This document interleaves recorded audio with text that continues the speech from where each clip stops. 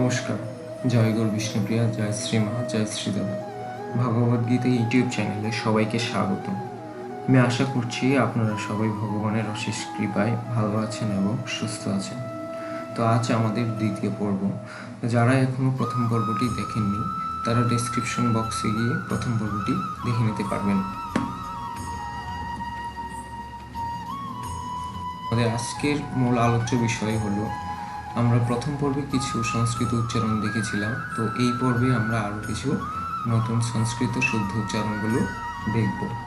যারা এখন পর্যন্ত আমাদের চ্যানেলটি সাবস্ক্রাইব করেননি তারা অবশ্যই সাবস্ক্রাইব করে নেবেন এবং বেল আইকনে প্রেস করে নেবেন।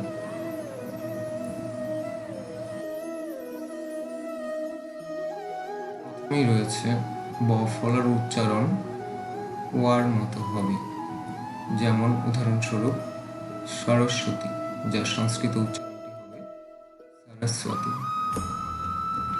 নাম্বার 6, অনুসারের উচ্চারণ শব্দের মাঝে হলে দন্ত ন হবে এবং শব্দের শেষে হলে ময়ের মতো উচ্চারণ হবে। উদাহরণস্বরূপ সংখ্যা। এখানে দেখুন, এই সংখ্যা অনুসারের মাঝে রয়েছে, যার সংস্কৃত উচ্চারণ হবে সংখ্যা। উদাহরণ রয়েছে, সেটি হলো স্বয়ং, যা অনুসারটি শব্দের শেষে রয়েছে, যার সংস্কৃত উচ্চারণ হবে স্বয়ং।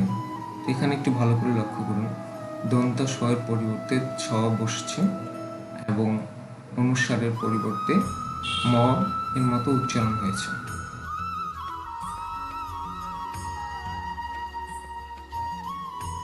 এর উচ্চারণ সংক্ষিপ্ত হবে এবং অয়ের উচ্চারণও সংক্ষিপ্ত হবে, যা অয়ের উচ্চারণটি প্রায় বিলুপ্ত হয়ে যাবে।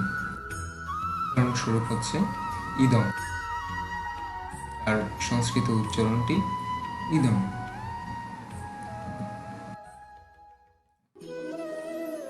8, কোনো কোনো সময় দেখা যায় যে বফলাযুক্ত বর্ণের সামনে যদি রস্যি, রস্যিকার এবং এ একার ইত্যাদি থাকে, তাহলে যুক্ত বফলার সাথে কার যুক্ত হবে, যেমন বিদ্বেষ, যার সংস্কৃত উচ্চারণ বিদ্বেষ।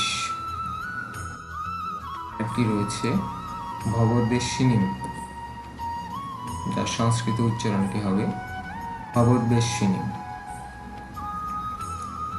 তো আজকে এই পর্যন্তই। আগামী পর্বে আমরা আরও নতুন সংস্কৃত উচ্চারণের নিয়মাবলী জানব। আপনারা অবশ্যই সবাই কমেন্ট করে জানাবেন যে ভিডিওটি কেমন হয়েছে। ধন্যবাদ সবাইকে।